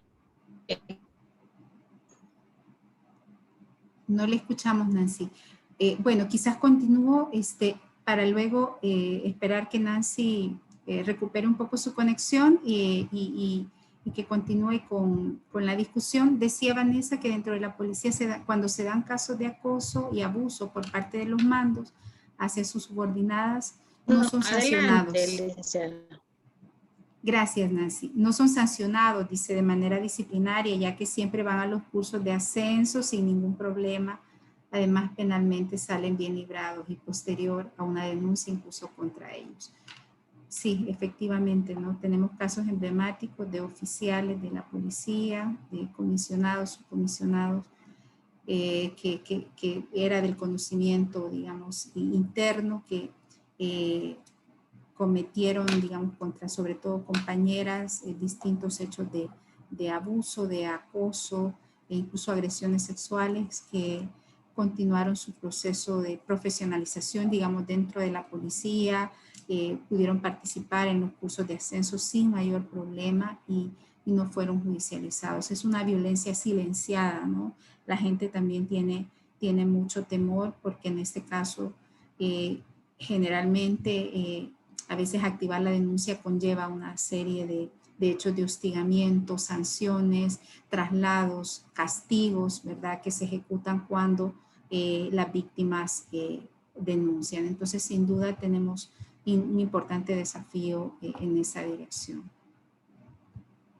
Luego hay un comentario de Roque que también refuerza un poco lo que ya decíamos en la ponencia, que es importante aumentar la participación de las mujeres, no solo de forma cuantitativa, sino cualitativa. Luego se señala también un comentario en relación a las empresas de seguridad privada, ¿verdad? En relación a la discriminación que existe dentro de estas empresas. Hay muy poca información realmente sobre lo que acontece en el ámbito de las empresas privadas, pero debería ser objeto de atención pública en la medida en que es una especie de, digamos, ejércitos paralelos, ejércitos privados, numéricamente incluso superiores a la plantilla de la policía y del ejército. Entonces, es importante también, sin duda, muchas gracias Ana Silvia por poner el ojo y la atención también en este tema de lo que pueda estar pasando a nivel de las empresas privadas y posiblemente en una condición de mayor desprotección, ¿no? En relación a la que pueden tener las mujeres dentro de la policía o el ejército. Adelante, Nancy.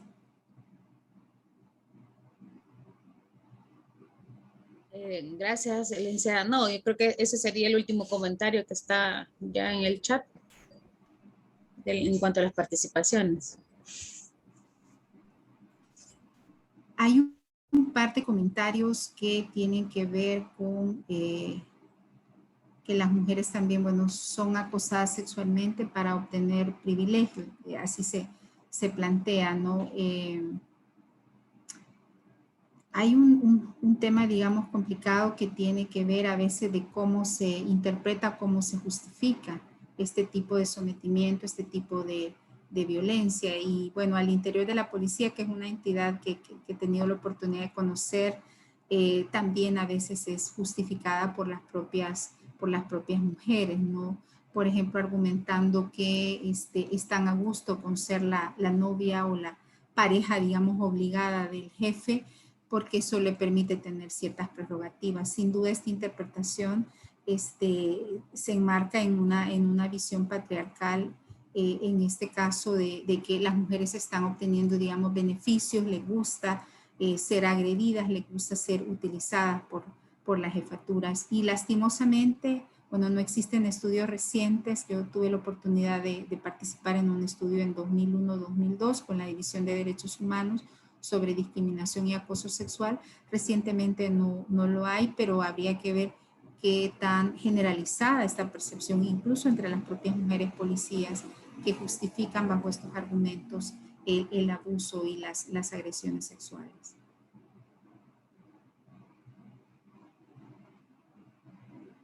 También hay otro comentario de que a las empresas de seguridad privada no les gusta contratar mujeres y la excusa es que faltan mucho por los hijos o por los embarazos, ¿no? Sí, sin duda, de nuevo hay un vacío de conocimiento, pero también quiero traer a cuenta esta justificación que se utiliza usualmente en este tipo de entidades masculinizadas como los ejércitos, las policías, de que en muchos casos las mujeres asignadas a estos roles, sobre todo operativos, se ven como cargas, ¿no? O se ven como estorbos incluso por parte de los compañeros. Y se ha oído muchas veces a la hora, por ejemplo, que les asignan mujer en los operativos o en los patrullajes. Bueno, al final es la carga de, y lo dicen en estos términos, digamos, enfrentar cualquier hecho delictivo, protegerme yo, pero protegerla a ella. Entonces, sin duda hay un menosprecio a sus habilidades, a sus competencias, muchas veces mejor formadas que sus propios compañeros, pero digamos, bajo esta lógica patriarcal se subestima las propias capacidades de las mujeres y su asignación en áreas operativas. Por ejemplo, hasta hace muy pocos años no había participación de mujeres en las áreas especializadas de la policía. Y esto sin duda ha pasado por una perspectiva de discriminación respecto a las convocatorias, ¿no? Actualmente hay una participación, aunque minoritaria, de mujeres en estas áreas, y habría que ver las condiciones también bajo las cuales, digamos, les permiten ejecutar estos roles de servicio.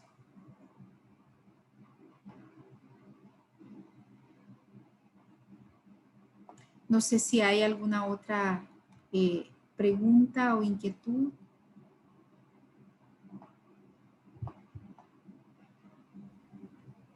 A mí me gustaría preguntarle, licenciada, con relación a la tarea que vamos a hacer el viernes. ¿Cuáles son las indicaciones o cómo está esa situación para la exposición del viernes? Sí, muchas gracias, Silvia. Vamos a dejar quizás los últimos minutos para abordar este tema y agotar la discusión, inquietudes o reacciones que tengan en relación al tema. Pero muchas gracias por el recordatorio. Se señala de nuevo el tema de las jefaturas. Lastimosamente, a veces de los casos que uno conoce, estos hechos ocurren frente a la complicidad, el encubrimiento de muchas jefaturas, ¿verdad? Que asumen esto como natural o lo asumen con una enorme indiferencia, ¿no? Incumpliendo incluso en muchos casos la aplicación de la ley, de las normativas internas. Y de nuevo, digamos, no queremos estigmatizar a esta institución, pero en el caso de los abusos hacia las mujeres policías, se sabe que las jefaturas en muchas oportunidades han sido cómplices, han encubierto o incluso han obstruido la investigación, la activación de la denuncia. Creo que el caso de Carla Ayala es un emblema en términos de todo lo que confluyó, ¿no? En cuanto a los eventos que tuvieron lugar en una sede policial, fue víctima de distintos abusos, de lesión, de abuso sexual y luego, bueno, asesinato y desaparición, bajo la cobertura de oficiales, de jefes policiales que en ese momento estaban participando en la llamada fiesta, ¿no? A la que habían sido invitados. Entonces,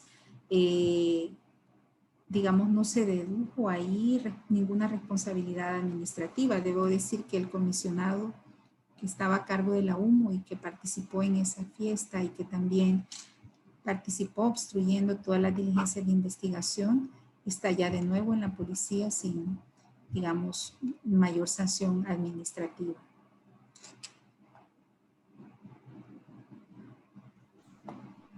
Aprovecho para dar lectura a un comentario que emite Araceli Fabián. Dice que en los lugares de trabajo prevalece el patriarcado que estereotipa a las mujeres como incapaces de realizar los mismos trabajos que los hombres. Sí, bueno, sin duda hemos venido abordando este tema, pero prevalece en muchos lugares esta percepción de las mujeres como inferiores, las mujeres con menos capacidades, con menos talentos, con menos condiciones para desempeñar determinados roles, y esta misma justificación patriarcal, estos estereotipos pesan a la hora también de facilitar condiciones para la promoción, para ascenso, para su involucramiento en otras áreas y roles de trabajo. Entonces se convierte a su vez en un elemento que perpetúa, digamos, la exclusión de las mujeres, que obstaculiza su desarrollo, su inclusión plena dentro de las organizaciones. Y bueno, lastimosamente muchas veces se trata de directrices a veces institucionales, pero también de actitudes personales de las propias jefaturas o los mismos compañeros de trabajo.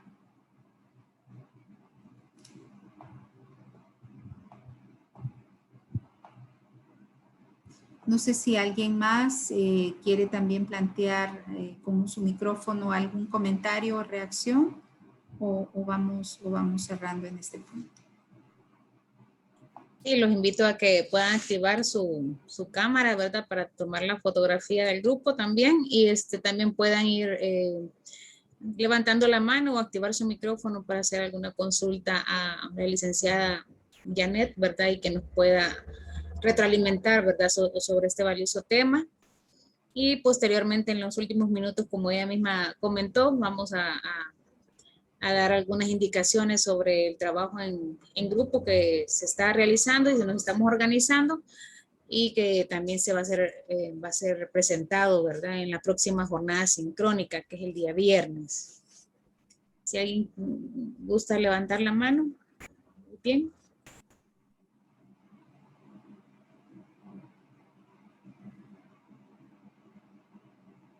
¿Alguna consulta sobre la temática que estamos abordando?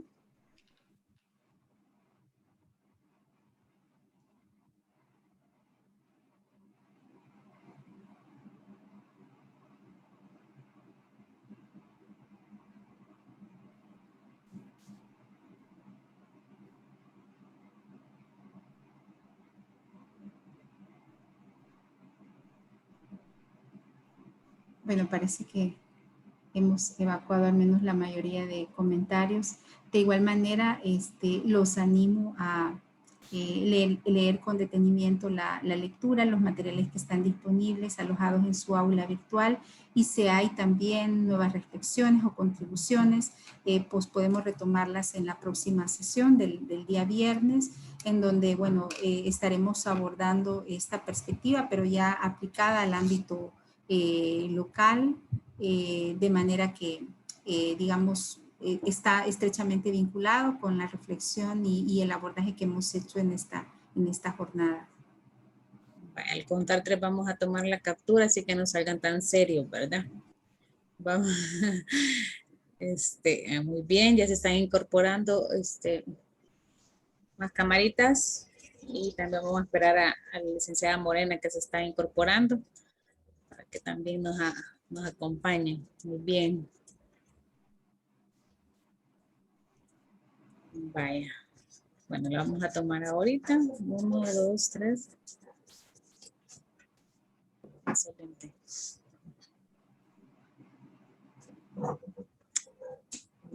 Otra. 1, 2, 3. Muy bien, excelente. Muchas gracias, Nancy. Y bueno, muchísimas gracias a todas y a todos por sus comentarios, participación y también por su presencia, porque sabemos que están en sus actividades laborales, la mayoría de ustedes, y han logrado destinar, ¿verdad?, este valioso tiempo para esta actividad. Así es que muchísimas gracias. Quizás ahorita dejaríamos el espacio para las consultas, ¿verdad? Del trabajo, ¿verdad, licenciada Janet? Sí, efectivamente, abrimos entonces el espacio para evacuar cualquier duda, inquietud que tengan alrededor de la tarea. Si quieren hacerlo directamente a través de sus micrófonos para que vayamos evacuando bilateralmente, digamos, individualmente las inquietudes. Le damos la palabra a Idalia, que está levantando la mano. Adelante, Idalia. Solamente una consulta. Buenos días a todas y a todos. Acabo de estar revisando el cuadro. Yo me había puesto de integrante, ¿verdad? Pero veo que ahora estoy de coordinadora, entonces me preocupa más. En realidad, bueno, digamos, la coordinadora más bien apoyará la integración del grupo y posiblemente completar la matriz, pero en términos de participación, digamos, no es mucha la diferencia el trabajo que pueda realizar. Pero no sé, Nancy, si usted puede, digamos, complementar ahí en términos del rol de coordinador, ¿equivale también al relator? Digamos, sí, ¿verdad? Tomaría, perdón el ruido. Tomaría, digamos, como el rol, ¿verdad? Para que se organicen. Yo ya les he dejado un enlace para que puedan trabajar sobre la plantilla que se les ha compartido, ¿verdad? Y también ahí mismo les dejo dónde están ubicadas las indicaciones de lectura, ¿verdad? Del documento previo antes de completar esta plantilla. Y la idea es que ellos se puedan coordinar, ya sea por medio del documento o si creen necesario a hacer un grupo de WhatsApp, también es permitido, si ustedes consideran pertinente, y en este caso el coordinador o pueden ellos, digamos, acordar quién presentaría el día viernes, ¿verdad? Quién presentaría el día viernes, pero sí es importante que tengan definido el día de ahora, a más tardar, su equipo. Recordarles que tenemos como un cupo máximo de 10 participantes por institución, y quizás voy a compartir este enlace que tenemos para que quedemos bastante claro, porque es un enlace que está público, es decir, al ingresar usted podría anotar algunos datos, ¿verdad? Aquí tenemos algunos, los equipos, ¿verdad? Está el primer equipo, que es conformado por miembros de la Fiscalía General de la República y órgano judicial.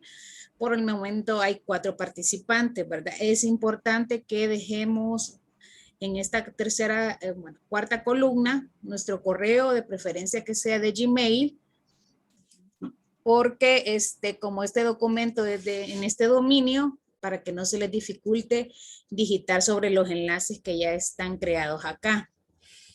El segundo grupo está conformado por miembros de la PNC. Ya tenemos 8 participantes. Vanessa, en este caso aquí, está de coordinadora, pero también, o sea, ellos pueden, digamos, muy bien ahorita tomar alguna decisión. Ya han dejado sus correos, ¿verdad? Y aquí está el enlace donde está la plantilla, ¿verdad? También está el grupo 3, que ahorita está conformado por el licenciado José Danilo, María Elena Soriano, bueno, aquí está ya el licenciado Danilo como coordinador, pero bueno, ellos pueden organizarse el día de ahora. El grupo 4 está conformado por entidades de prevención. Hay una serie de instituciones que pueden participar acá. Ya hay 7 participantes. Aquí, por ejemplo, mi recomendación es que dejen anotados sus correos electrónicos y, si es posible, teléfono, para que se puedan comunicar entre los miembros del equipo y trabajar, ¿verdad? Ya este enlace en línea, ¿verdad? También está el grupo 5, que es siempre para entidades de prevención. Aquí nos han sugerido que sea del Departamento de la Libertad, y ya hay 8 integrantes, y aquí están ya sus correos. Algunos han dejado su teléfono. Sí les recomiendo que completen esta parte para que ustedes, los miembros del equipo, se puedan comunicar y acordar la hora en que van a trabajar, el formato. Y el grupo 6 está conformado por miembros del MinSal, miembros y miembros del MinSal. Hay 5 participantes por el momento. Tienen cupo, ¿verdad? Para que alguien más pueda ingresar a este enlace y escribir sobre él, ¿verdad? Porque lo tenemos público. Y bueno, en la siguiente página yo les he compartido una captura de pantalla nada más, solo para que se ubiquen que en plataforma las indicaciones sobre esta actividad está en la actividad M5, 5.1, que es el tema, ¿verdad? Y la actividad 5. Aquí está el documento a dar lectura, y también está la plantilla que se les ha compartido en el enlace de Drive.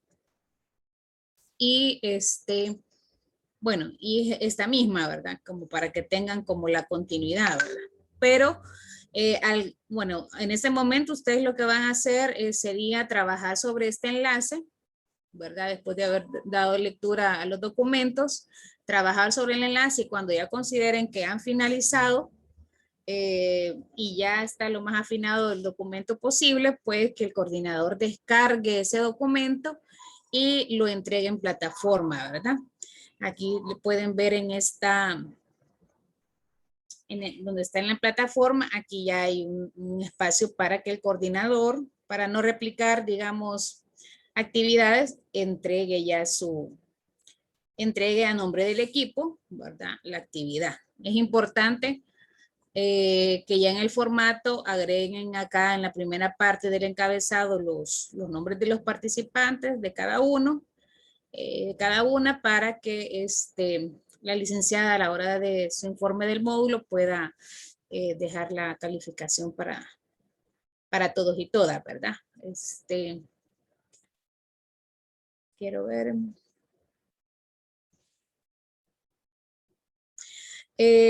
Menciona aquí, creo que Vanessa, no, Heidi, que tiene una reunión de trabajo, parece.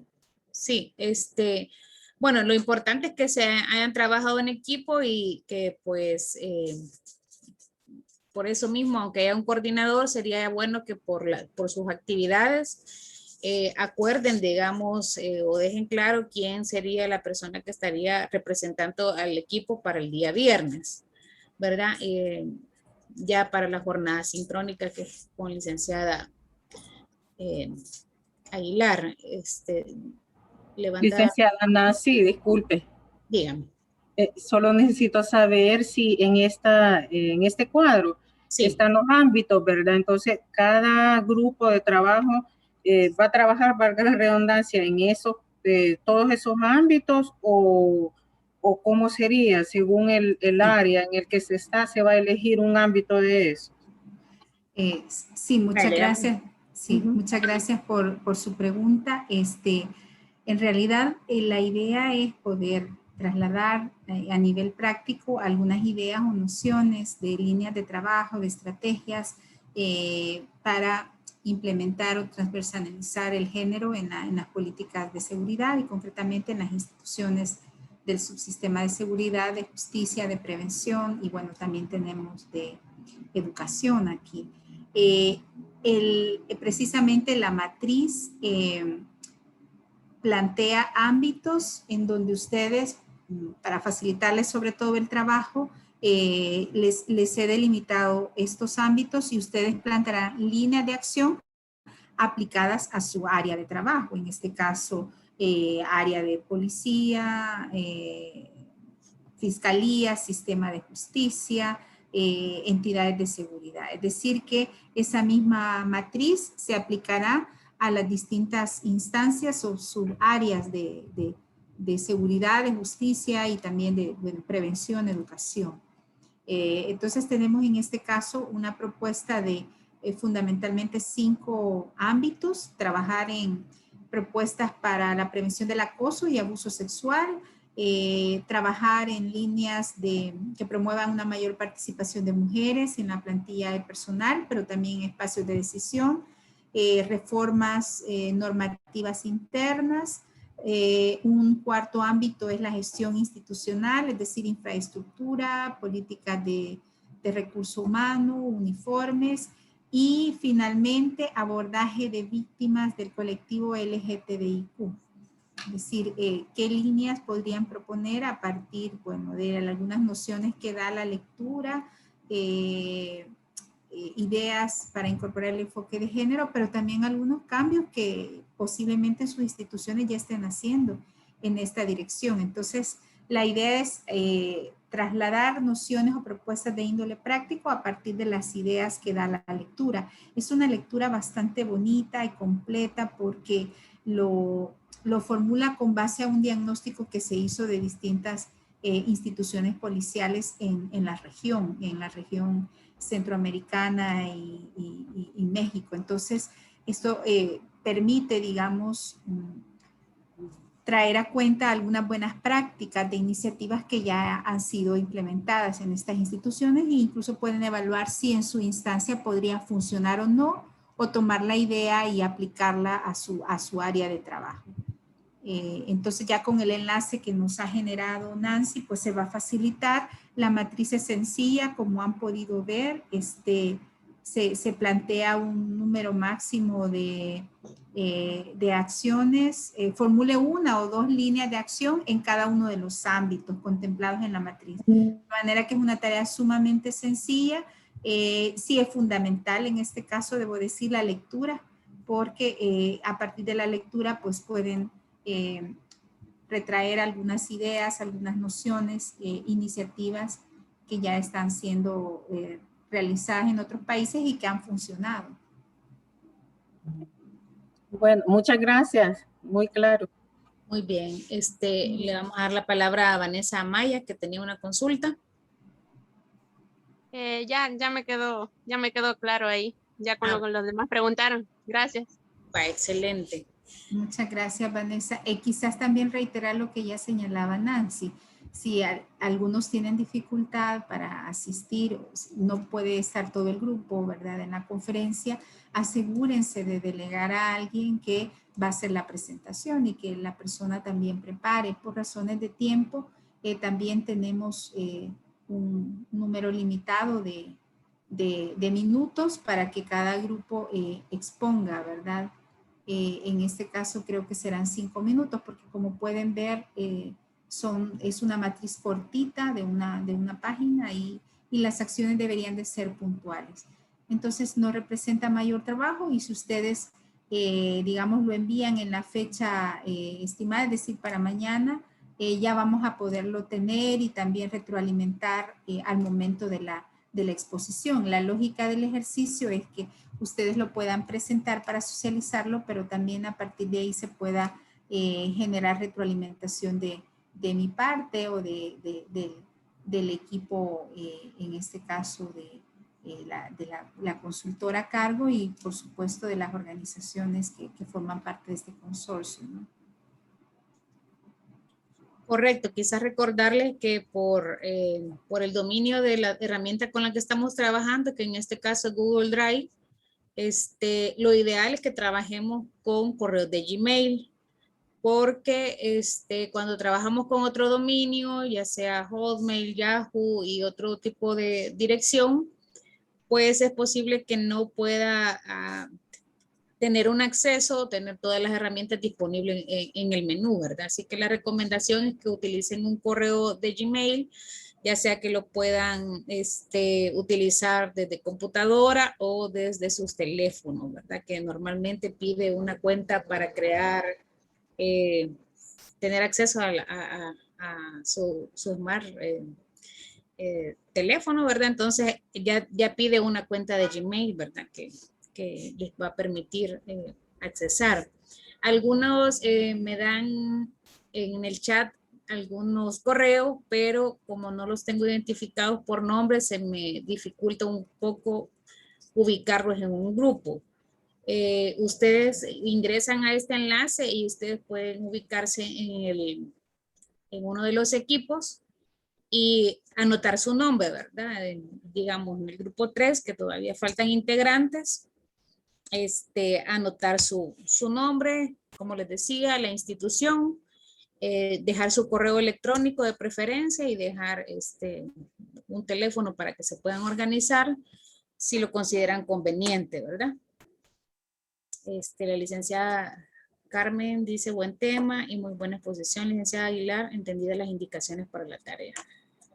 No sé si existe alguna otra, alguien que quiera activar su micrófono y dar su consulta para ir cerrando, digamos, esta parte y dejarles ya el espacio para que puedan avanzar. Muy bien, Araceli, excelente ponencia, nos comenta.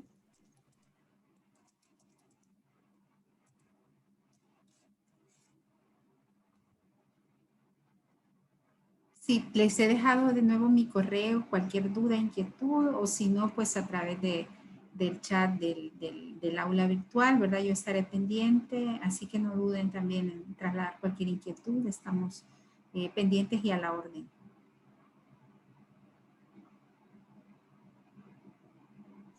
Bueno, le damos gracias, licenciada Janet, por la ponencia, ¿verdad? A cada uno y cada uno, a todos y a todas los que han participado. Ya por la tarde van a tener disponible esta grabación que puedan retroalimentar alguna parte de la temática e incluso, ¿verdad? El trabajo que están por realizar, ¿verdad?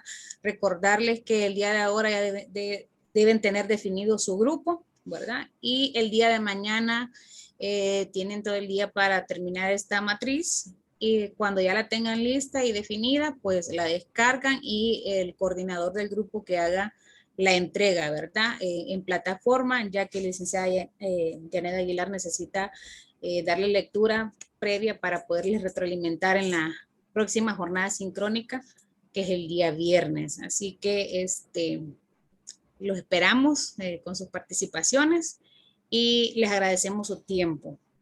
Así que nos quedamos acá y que pasen un feliz día. Muchas gracias. Feliz día y muchas gracias a todos y todas. Gracias. Gracias, Nancy, por todo. Gracias. Gracias, feliz día. Gracias. Luego, feliz tarde. Bueno, feliz tarde, adiós. Feliz día Hasta para luego. todos.